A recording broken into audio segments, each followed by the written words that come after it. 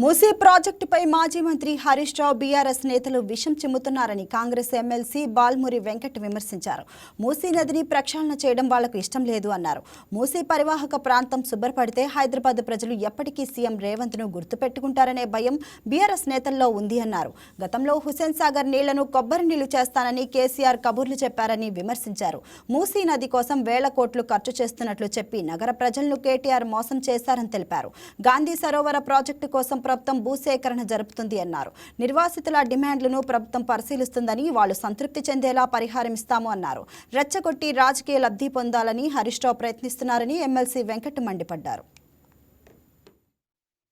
ప్రక్షాళన చేస్తే తట్టుకోలేక జీర్ణించుకోలేక కల్వకుంట్ల తారక రామారావు అదేవిధంగా హరీష్ రావు ఉద్దేశపూర్వకంగా దీన్ని ఆపే ప్రయత్నం చేస్తారు. 10 ఏళ్లు మీరు అధికారంలో ఉన్నప్పుడు మూసీలో ఏదైతే కొబ్బరి నీళ్లు పారితే తాగే నీరు పారిస్తామని చెప్పి మాట్లాడిన కల్వకుంట్ల చంద్రశేఖరరావు గారు ఆ రోజు మూసీ డెవలప్మెంట్ కార్పొరేషన్ వారి సన్నిహితంగా ఉన్న సుధీర్ రెడ్డి గారికి ఇచ్చి ఏదైతే వేల కోట్లు దండుకొని ప్రజా డబ్బును దుర్వినియోగం చేశారు. ఈ రోజు హైదరాబాద్ లో మూసీ ప్రక్షాళన చేస్తే హైదరాబాద్ పట్టణ ప్రజలందరూ కూడా రేవంత్ రెడ్డి గారికి కాంగ్రెస్ ప్రభుత్వానికి ఏదైతే పాలాభిషేకం చేసి పట్టం కడుతున్న ఒక దురుద్దేశంతో దీన్ని అడ్డుకునే ప్రయత్నం ఆపే ప్రయత్నం చేస్తారు. ఈ రోజు హరీష్ రావు నువ్వు నిర్వాసితుల దగ్గరికి వెళ్లి ఏదైతే తీపి మాటలు వాళ్ళతో మాట్లాడుతున్నావు, మల్లన్న సాగర్ నిర్మాణం చేసినప్పుడు 14 గ్రామాలు నిర్దాక్షిణ్యంగా ఖాళీ చేయించి అడ్డగోలుగా వాళ్ళని ఇబ్బంది పెట్టి ఏదైతే చాలా మంది చనిపోవడం కూడా జరిగింది.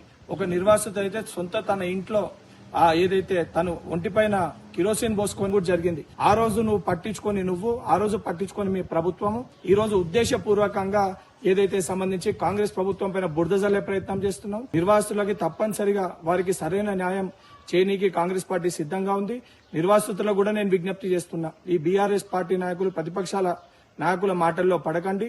తప్పనిసరిగా మీరు ఏదైతే ప్రభుత్వంతో చర్చించి మీకు కావలసిన ఏదైతే నష్టపరిహారాన్ని ప్రభుత్వంతో చర్చలు జరిపి తప్పనిసరిగా మీకు ఇప్పించే విధంగా ప్రయత్నం చేస్తాము. ఆ రకంగా పరిష్కరించుకుందాం. హైదరాబాద్ లో మూసీ నది ప్రక్షాళన చేస్తే తట్టుకోలేక జీర్ణించుకోలేక కల్వకుంట్ల తారక రామారావు అదేవిధంగా హరీష్ రావు ఉద్దేశపూర్వకంగా దీన్ని ఆపే ప్రయత్నం చేస్తారు. 10 ఏళ్లు మీరు అధికారంలో ఉన్నప్పుడు. Please subscribe to YK TV Network. Please subscribe to YK TV. Please watch YK News.